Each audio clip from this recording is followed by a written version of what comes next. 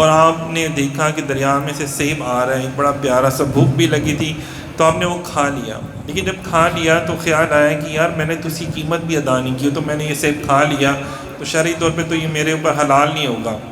دیکھیں اب دریا میں بہہ کر آ رہا ہے، پتہ نہیں کس کا ہے، کہاں سے آ رہا ہے، لیکن یہ تک ہم لوگ ہوں تو سوچیں ہم کہ چلو یار ملتے گئی نا کوئی چیز. یہاں پہ تو لوگ زارہ زرین کسی کا حق کھا لیتے ہیں، اور یہ تو پھر بھی دیکھیں پتہ نہیں تھا وہ دریا پتہ نہیں کتنی دور ہے وہ. اب جب آپ کو یہ خیال آیا تو آپ چلے، اسی سمت میں آپ نے چلنا شروع کیا. چلتے چلتے چلتے کافی ٹائم گزر گیا تو آگے جا کے کہیں پہ کتنے میل سفر طے کیا تو پھر ایک باغ آیا دور سے نظر، سیبوں کا باغ تھا. وہاں پہ چلے گئے اور وہاں پہ جو ایک بزرگ تشریف فرما تھے ان سے ملے. باتوں میں پتہ چلا کہ وہ اس باغ کے مطلب ان کا ذاتی اپنا باغ ہے، ملکیت ہے ان کی. اب وہ بزرگوں نے جب انہوں نے کہا کہ جناب میں ایک ایسا واقعہ میرے ساتھ پیش آیا، میں دریا کے کنارے بیٹھا تھا اور آپ کے باغ میں سے ہی سیب آیا تو وہاں پہ دریا میں کوئی گر گیا ہوگا تو میں اس کی قیمت دینا چاہتا ہوں. ہم نے اب وہ بھی بزرگ تھے، نیک ہستی تھے، تقویٰ میں ماشاءاللہ صلی اللہ علیہ وسلم کو بڑا مقام عطا فرمایا تھا. تو انہوں نے بھی دیکھ لیا یہ نوجوان جو ہے یہ عام بندہ نہیں ہے. عام بندہ تو ہوتا وہ تو آتا ہی نہ کبھی بھی، وہ تو اس چیز کو سوچتا بھی نہ. وہ یہ تو تقویٰ میں جو بڑا اعلیٰ مقام رکھتا ہو وہی اس بات کو سوچتا ہے کہ میں نے بغیر رقم کی چیز کھا لی تو میرے اوپر جائز نہیں ہے یہ. تو وہ اس کی رقم ادا کرنے کے لیے کتنے میلوں کا اس نے سفر طے کر لیا. تو یہ نوجوان یقیناً جو ہے وہ بڑا نیک و صالح ہے. بہرحال آپ نے، وہ بزرگ تھے، انہوں نے آپ کو کہا کہ بھائی اس کا آپ کو جرمانہ دینا پڑے گا. اور جرمانہ کیا کہ آپ کو میرے پاس نوکری کرنا پڑے گی. خیر سال 2 سال آپ نے وہاں پہ نوکری کی. اس کے بعد انہوں نے کہا کہ انہوں نے اور زیادہ ان کو قریب سے جاننا پہچانا. جب وہ نوکری کی، ان کے مال کی رکھوالی کی، قریب رہے، صرف ایک سیب کھایا تھا. تو دیکھیں انہوں نے ان سے کتنی مزدوری کروائی. اور یہاں پہ ہم لوگ کتنا لوگوں کے مال کھا جاتے ہیں اور ہم جناب اس چیز کے بارے میں ذرا بھی نہیں سوچتے. خیر ان بزرگوں نے ان کو اپنے پاس رکھا 2 سال تک.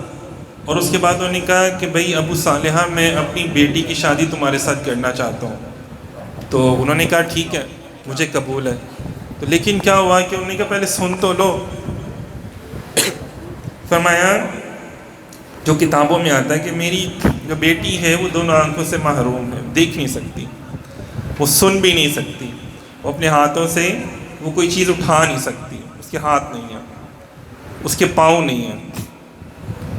اب عام شخص تو جناب صاحب یہ کیا آپ مجھے کس سے شادی کرنے کے لیے کہہ رہے ہیں. لیکن اللہ کے نیک بندے تھے، وہ راضی ہو گئے.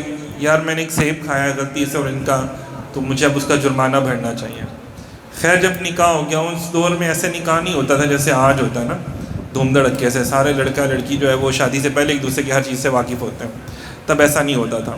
تب ماں باپ اپنی اولاد کے لیے شادی کرنے کے لیے دیکھتے تھے صاحب ایمان لوگوں کو دیکھتے تھے. آج ہم بیٹیوں کا رشتہ تلاش کرنے کے لیے نکلتے ہیں تو کوئی سرکاری نوکری ہو یا کوئی اچھی نوکری ہو یا اچھا بزنس ہو، گھر بار ہو، کوٹھی ہو، سارا کچھ ہو، لیکن اینڈ پہ کیا کہتے ہیں وہ کوئی بات نہیں، شادی کے بعد وہ اچھا انسان بن جائے گا. شادی کے بعد سارے لڑکے ایسے ہی ہوتے ہیں، شرارتی ہوتے ہیں، لاپرواہ ہوتے ہیں، گناہوں میں ہوتے ہیں. چلو شادی کے بعد صحیح ہو جائے گا، بیاہ کر دو گا، منڈا صحیح ہو جائے گا. آپ شادی سے پہلے نہیں کر سکے ہیں تو بعد میں آگے بیوی نے کیا کر لینا. لیکن اس دور میں ہمیں یہ بتایا گیا، یہ تربیت کے لیے واقعہ سنایا جا رہا ہے کہ دیکھیں کہ جب انہوں نے شوہر اپنی بیٹی کے لیے چوز کیا تو ایک صالحہ انسان، نیک، اور یہ نہیں دیکھا کہ اس کے پاس کتنی جائیداد ہے، کتنے امیر گھرانے سے تعلق رکھتا ہے، نہیں، یہ دیکھا یہ یقینی طور پہ نیک ماں باپ کی اولاد ہے اور خود بھی نیک ہے، تقویٰ ہے. اس طرف ایک سیب کا جرمانہ دینے کے لیے وہ اتنی دور سے آیا.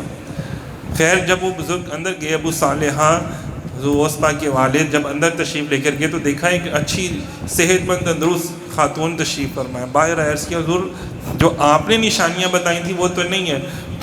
فرمایا بالکل میں نے جو نشانی بتائی تھی وہ ٹھیک ہے. کیوں کہ وہ سنتی نہیں، میں نے یہ کہا تھا کہ اس نے کبھی آج تک کسی نامحرم کی گفتگو نہیں سنی، آج تک اپنے کانوں سے کسی نامحرم کی گفتگو نہیں سنی. وہ دیکھتی نہیں ہے کیونکہ اس نے کبھی آج تک کسی نامحرم کو نہیں دیکھا اپنی آنکھوں سے. کیا کبھی کوئی غلط کام ہوتے ہوئے نہیں دیکھا اپنی آنکھوں سے. میں نے کہا کہ اس کے ہاتھ نہیں ہے، تو اس لیے کہا کہ اس نے اپنے ہاتھوں سے کبھی کوئی غلط کام نہیں کیا، کسی کو تکلیف نہیں پہنچائی۔ جب یہ میں نے کہا تمہیں کہ اس کے پاؤں نہیں ہیں، تو اس کا مطلب کیا تھا کہ وہ کسی غلط ارادے سے کبھی کسی غلط کام کی طرف چل کے خود نہیں گئے۔ اب اندازہ کریں کہ انہوں نے اپنی بیٹی کی کیا خاصیتیں بتائیں۔ اب یہ وہ خاصیتیں ہیں جن کا قرآن پاک میں ذکر کیا گیا۔ سورہ نور میں فرمایا کہ اے مومن خواتین کو فرمایا گیا، مومنین مومنات کو مطلب خواتین کو فرمایا گیا کہ آپ نے حضور علیہ الصلوۃ والسلام کے ازواج مطہرات کی سیرت پر عمل کرنا ہے۔ نبی پاک صلی اللہ علیہ وسلم کی جو بیٹیاں ہیں ان کی سیرت پر عمل کرنا ہے۔ ان کو وہی کچھ آتا ہے جو بس اللہ اس کے رسول نے ان کو سکھایا ہے، اور یہ وہ کچھ تھا جو غوث پاک کی والدہ کیا کرتی تھیں، پردہ کرتی تھیں، یہ سارے معاملات دیکھتی تھیں۔ اور آج ہماری بیٹیاں بہنیں گھر میں موبائل موجود ہے، ہر چیز دیکھ رہے ہوتے ہیں، ہر چیز دیکھی جا رہی ہوتی ہے، اور پھر بے جا خواہشات بھی، اور پھر ٹک ٹاک پہ یا اور ولاگ بھی اور چیزوں پہ فضول قسم کی اپنے آپ کو ہزاروں دنیا کے سامنے دکھانا، اور پھر یہ کہنا کہ ہم تو بڑے پابردہ، ہم تو گھر میں رہتے ہیں نا، لیکن ہزاروں دنیا بھی تو آپ کو دیکھ رہی ہے بھائی، وہ کہاں کی بے پردہ، وہ کہاں کا پردہ آپ کا رہنا ہو گیا۔ اور پھر جب لوگ تنگ کریں چھیڑیں تو پھر جناب ہم تو بڑی نیک اور شریف ہیں، لوگ ہمیں تنگ کرتے ہیں اور چھیڑتے ہیں، جبکہ